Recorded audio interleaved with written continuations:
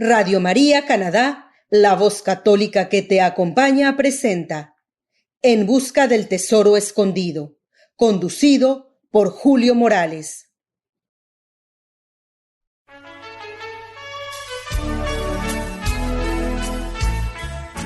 Qué detalles, Señor, has tenido conmigo, cuando me llamaste, cuando me elegiste, cuando me dijiste que tú eras mi amigo. Qué detalles, Señor, has tenido conmigo. Bienvenidos nuevamente al programa En Busca del Tesoro Escondido por Radio María Canadá. En esta oportunidad vamos a hablar de Corpus Christi y las palabras latinas se traducen como el cuerpo de Cristo.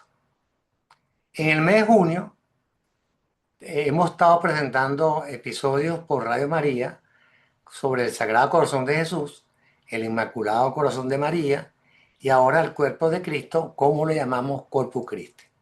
Quizá este episodio debería estar antes del Inmaculado Corazón de María, pero estamos durante el mes y no pasa nada. Gran parte de la información la he tomado de EWTN, porque ellos tienen bastante información, más toda la información que yo he estado recabando, ¿no? Para los que no, yo sé que todos conocen, pero para los que no conocen, EWTN es una red de medios de comunicación católica de las más grandes del mundo y fue fundada en 1981 en Estados Unidos por la Madre Angélica, una monja clarisa con el objetivo de evangelizar y difundir la enseñanza de la Iglesia Católica a nivel global. La solemnidad del Cuerpo de Cristo celebra la presencia real de Jesucristo en la Eucaristía, instituyendo el Jueves Santo. Su origen histórico en el siglo XIII y proporcionando recursos y lecturas y noticias sobre las procesiones masivas alrededor del mundo en la solemnidad del Corpus Christi del 2002. La historia de la solemnidad explica el origen de la fiesta nacida en Bélgica en 1246, gracias a las visiones de Santa Catalina de Comillón y el posterior milagro eucarístico de Bolsena, ocurrido en 1263. Fue instituida oficialmente por el Papa Urbano IV en 1264, o sea, un año después del milagro eucarístico de Bolsena. Tradicionalmente la festividad se celebra el jueves posterior a la solemnidad de la Santísima Trinidad. Sin embargo, en muchas diócesis del mundo se traslada al domingo siguiente para facilitar la participación de los fieles. Conocida como la solemnidad del Santísimo Cuerpo y Sangre de Cristo, esta fiesta honra a Jesucristo verdadero y realmente presente sustancialmente bajo las apariencias de pan y vino. Esa presencia ocurre a un cambio que la Iglesia llama transustación, o sea, un cambio de sustancia. En el momento que el sacerdote, durante la consagración de la misa, dice las palabras que el mismo Cristo pronunció sobre el pan y vino. Este es mi cuerpo, este es mi sangre. Hagan esto en conmemoración mía. En el 2026, la solemnidad del Corpus Christi fue para el 4 de junio, pero también se transfiere al 7 de junio en algunas diócesis. La Iglesia Católica honra la presencia de Cristo en la Eucaristía con una fiesta especial que se debe a Santa Juliana de Lieja, una monja del siglo VIII, nacida en Bélgica, que tuvo un gran amor por la Eucaristía y a los 16 años tuvo una visión de la iglesia como una luna llena en un punto oscuro que significaba que a la iglesia le faltaba una fiesta dedicada al cuerpo y sangre de Cristo. A pesar de que tuvo las mismas visiones varias veces, no creía que pudiera ella hacer nada para que instituyera esa fiesta, por lo que se mantuvo en secreto su visión por muchos años. Finalmente expuso a su confesor la visión y él a su vez lo informó al obispo. Esto de alguna manera inició el camino hacia la institución de la fiesta del Corpus Christi. Muchos casos los tenemos en la iglesia, muchísimos, de que si no se ha dado alguna fiesta, alguna conmemoración, algún reconocimiento, Jesús o la Virgen María o Dios abren el camino para que, para que se pueda hacer lo que ellos desean. En este caso, quería Jesús que se celebrara la fiesta del Corpus Christi. La Eucaristía es la fuente y el culmen de la vida cristiana. Y eso nos dice el Concilio Vaticano, el segundo Lumen Gentium. En la Eucaristía Jesús vuelve a presentar su sacrificio en el Calvario. Eso nos dice Lucas capítulo 22, versículo 19 al 20. Y en 1 Corintios 11, 26 al 29. Para el beneficio nuestro, y se nos da en la comunión. Es un sacrificio no cruento, pues, pero se repite el sacrificio. Y se queda con nosotros hasta el final de los tiempos. Ya lo hemos dicho otras veces, está esperando la Eucaristía los domingos a nosotros para que entre dentro de nosotros, para que esté con nosotros. Qué grande es el amor de Él quedarse ahí y a veces se encuentra solo porque tenemos tantas ocupaciones del mundo, familia, trabajo, diversiones, etcétera, y no tenemos tiempo para Él. Por eso que muchos santos tuvieron una relación estrecha con Jesús y la Virgen y con Dios de tú a tú, porque no escatimaron el tiempo para estar frente al tabernáculo donde está Jesús ahí. Jesús viene a nosotros en esta humilde forma, haciéndose vulnerable por amor a cada uno de nosotros. No es que lo que pasa es que yo no soy tan bien, Julio. No. Jesucristo murió por los pecadores. Jesucristo nos quiere a todos nosotros. Somos sus hijos. Y la Virgen María ha estado apareciendo desde hace muchos años, recordando lo que tenemos que volver a Jesús. O sea, Jesucristo está ahí por nosotros y por la conversión de los pecadores. Ya lo he dicho otras veces. Hay más alegría en el cielo por un pecador que se convierta que por 99 justos.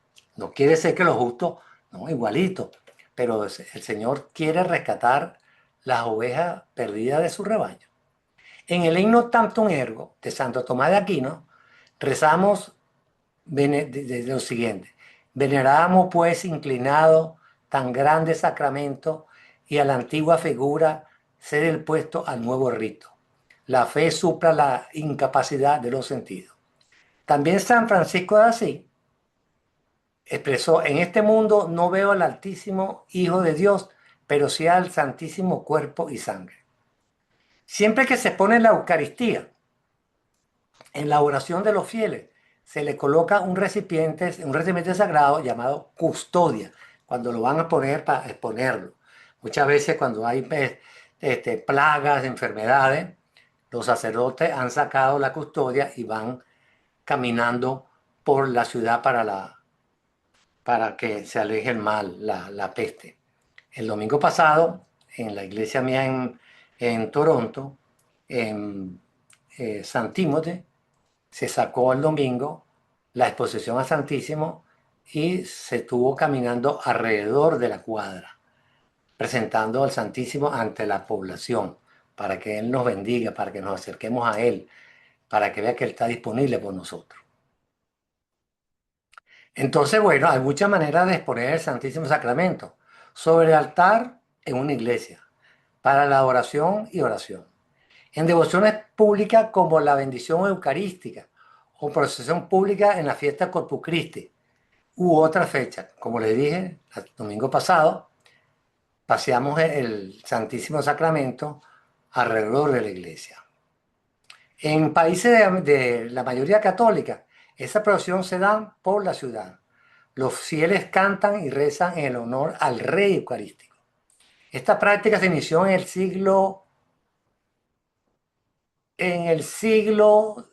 XIV y ha sido difundida por papas, concilios y santos, con una extraordinaria manera de mostrar la suprema importancia de la Eucaristía Jesús presente en ella y el amor que tiene él por nosotros y nosotros debemos tener por Él. La Santa Eucaristía es la más importante de los 7 sacramentos. La Iglesia Católica enseña que en la Eucaristía, el Señor Jesús, verdadero Dios, verdadero hombre, está real, verdaderamente y sustancialmente presente bajo la apariencia de pan y vino. Su presencia no es simbólica ni depende de la fe de los fieles. Los dos elementos materiales, pan y vino, son completamente transformados en el cuerpo y sangre de Jesucristo, permaneciendo solo sus apariencias sensibles en pan y vino, y esto ocurre cuando el sacerdote pronuncia las palabras de consagración. Jesús, sin dejar su presencia natural en el cielo, también se hace presente sacramentalmente en cuerpo, sangre, alma y divinidad en la forma consagrada. Así como le digo, cuando lo mantenemos en gracia, el Señor vive entre nosotros. El Señor, el Espíritu Santo, la Santísima Trinidad, vive dentro de nuestro corazón. O sea, qué impresionante. Jesús está en la Eucaristía. Está en todos los tabernáculos del mundo, todos los tabernáculos del mundo. Está también en los sitios consagrados y también está en cada uno de nosotros, y sobre todo cuando estamos tratando de mantenernos en gracia. O sea, qué amor tan grande. No existe amor en el mundo, no existe. Ni la mente humana puede imaginarse el amor tan grande que tiene Dios, el Espíritu Santo y Jesucristo por cada uno de nosotros. La Eucaristía se menciona muchas veces en la Sagrada Escritura, en su sentido de acción de gracia. El Salmo 9, versículo 1, en Isaías 12, versículo 1, 4, Colosenses capítulo 3, versículo 17, en Tesalonicenses el capítulo 5, versículo 18. Y es dar gracia, bendecir a Dios, en el elemento esencial de la oración, en el templo, los judíos en la sinagoga y la vida en la sinagoga y la vida cotidiana de Israel. También en el Antiguo Testamento hay muchas instancias en las cuales anticipa la Eucaristía incluso en forma sacramental, como la ofrenda que hace Melquisedec de pan y vino. Lo vemos en Génesis capítulo 14, versículo 18 al 20. En la Pascua, en el Éxodo capítulo 12, versículo 1 al 14. El maná que alimentó a Israel hasta que entraron a la tierra prometida. El maná estuvo alimentando al pueblo de Israel, o sea, que salió de Egipto, pero en el momento que llega a Israel, ya no aparece el maná. Yo tuve la oportunidad de estar, gracias a Dios, en el monasterio, en el monte Sinaí, donde tenían una muestra del maná. Tremenda experiencia. Gracias a Dios por darme la oportunidad de haber estado yo ahí, en el monasterio de Santa Catalina. También Cristo dio gracias a su Padre por sus bienes. Esto se dio especialmente en contexto en lo que Jesús anticipaba las formas de oración según la nueva alianza. Por ejemplo, la boda de Canaán, nos lo dice Juan en el capítulo 2, donde cambia el agua en vino. Los milagros en los que multiplica los panes, Mateo 14, 13 al 21, Mateo 15, versículos 32 al 39. La multiplicación de la materia para satisfacer las necesidades de una multitud. Y la explicación que él mismo da en la Eucaristía en el discurso del pan y vino. Eso nos lo puede reforzar Juan C. Yo digo mucha información, pero es responsabilidad de cada uno de nosotros profundizar. No es suficiente oír solamente este episodio. Hay mucha información relacionada con la Eucaristía. Y nuestro crecimiento espiritual depende de cada uno de nosotros.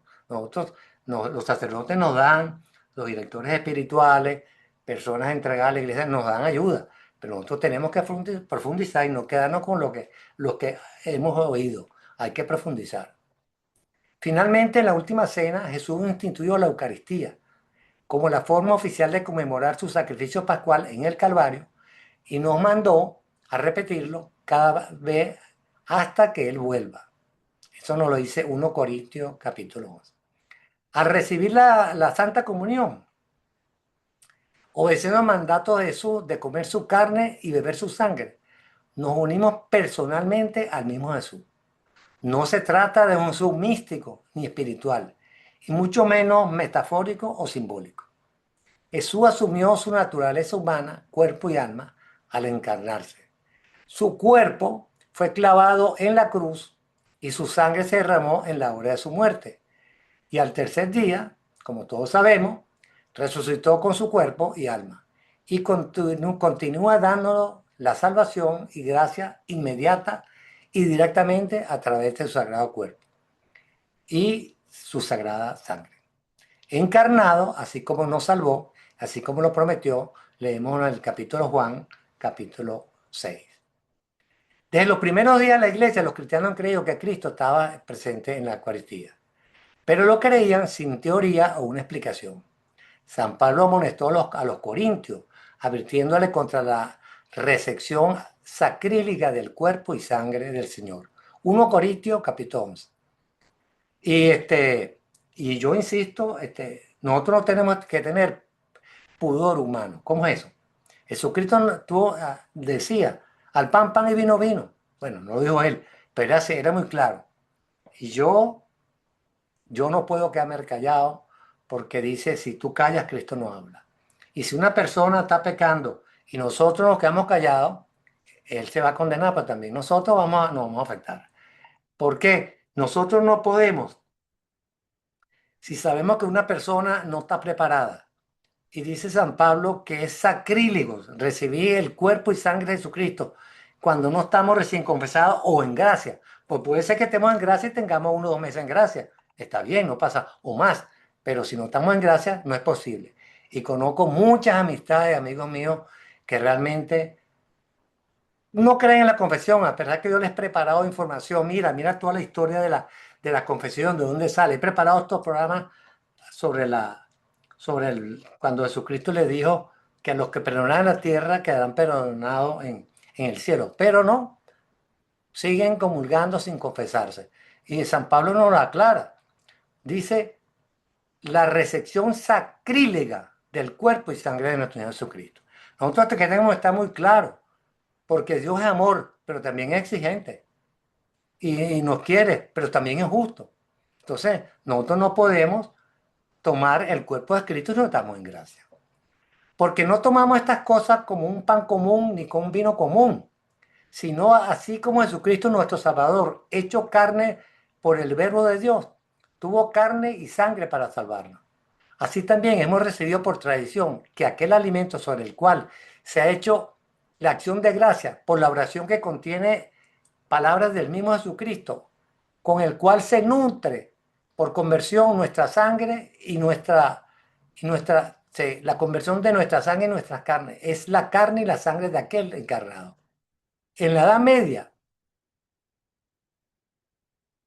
los teólogos exploraron, desarrollaron sistemáticamente la naturaleza de esta transformación.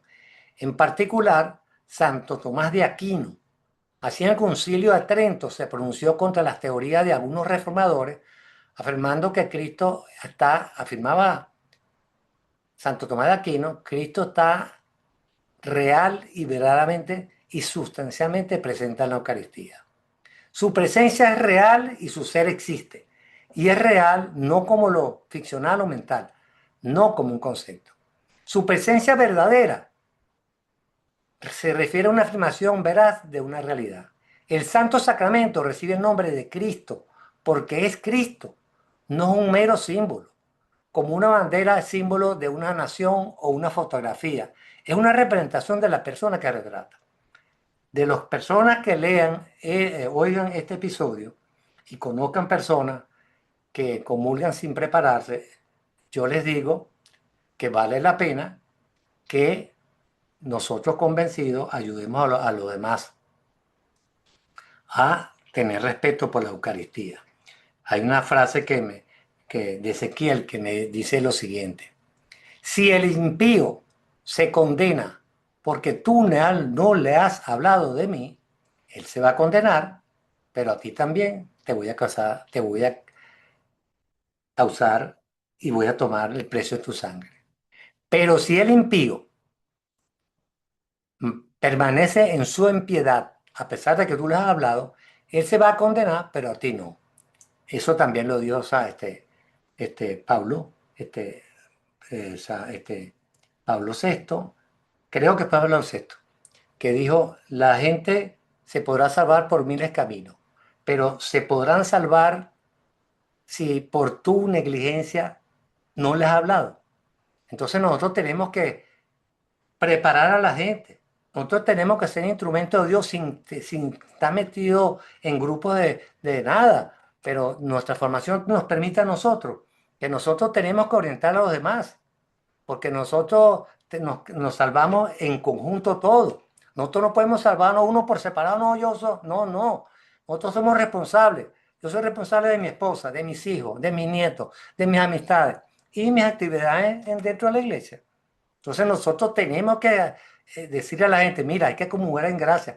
Es el cuerpo y la sangre de Jesucristo, necesita respeto. Por último, su presencia es sustancial.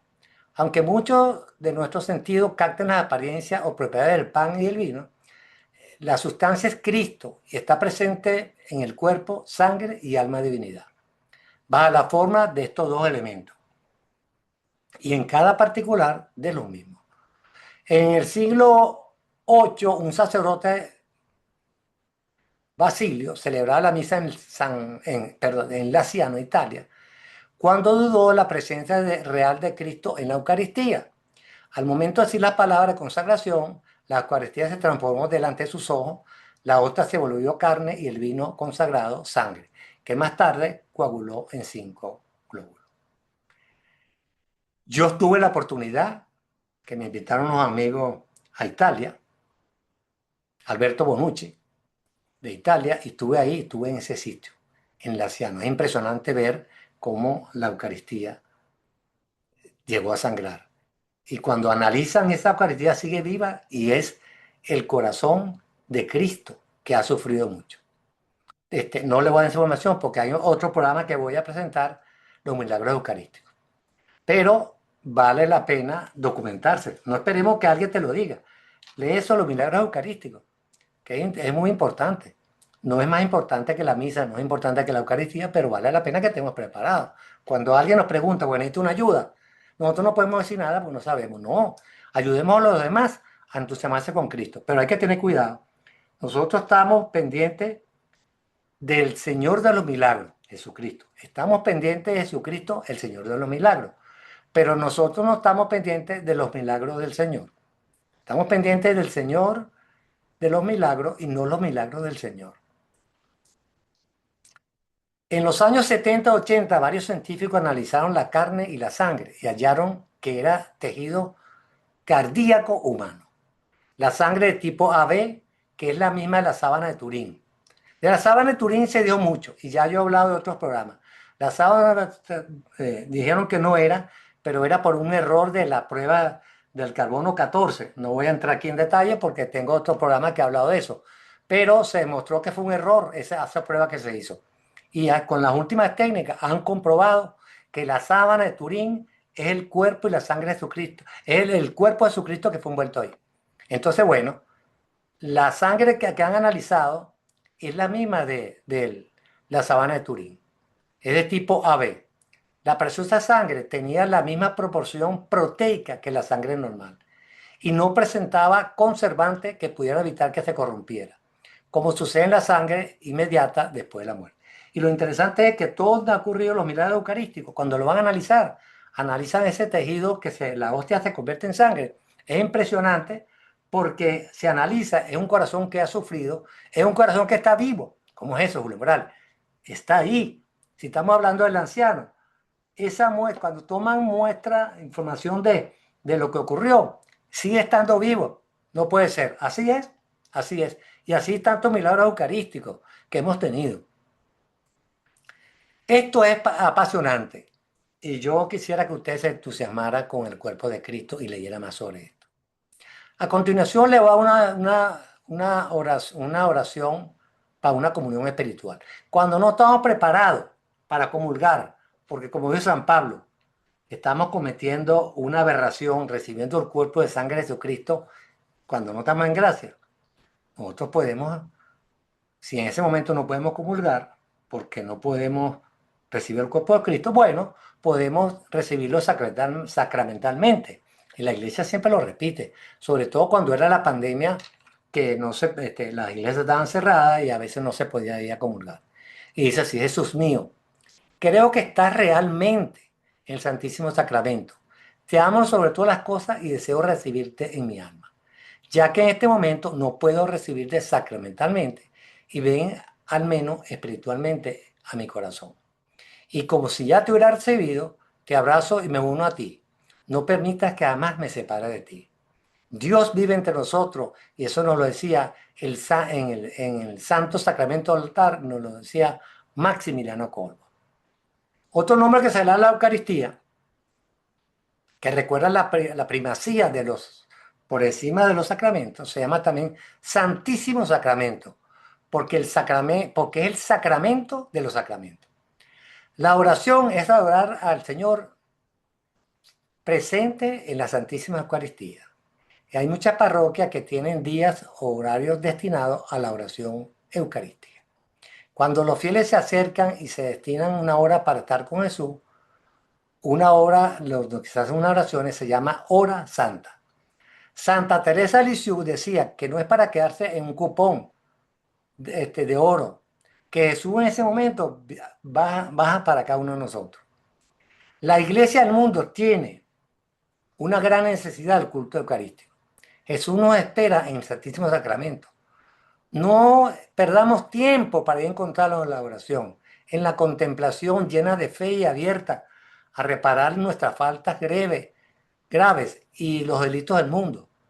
Pedir por la conversión de los pecadores, por cada uno de nosotros, por la iglesia, porque el Espíritu Santo ayuda a la iglesia, a nuestro Papa, a los sacerdotes. No hay oraciones fijas que se deben rezar durante la oración. Puede rezarse oraciones personales u oraciones tradicionales de la iglesia, como el Santo Rosario. También puede leerse la Sagrada Escritura o algún libro espiritual, o simplemente pasar en silencio con el Señor. Hemos llegado a la parte final del episodio Corpus Christi, el cuerpo de Cristo, por Radio María Canadá, en el programa En Busca del Tesoro Escondido. Los esperamos la próxima semana en otro interesante episodio. ¿Qué detalles, Señor, has tenido conmigo? Cuando me llamaste, cuando me elegiste, cuando me dijiste que tú eras mi amigo. ¿Qué detalles, Señor, has tenido conmigo? Usted escuchó En Busca del Tesoro Escondido, conducido por Julio Morales en Radio María Canadá, la voz católica que te acompaña.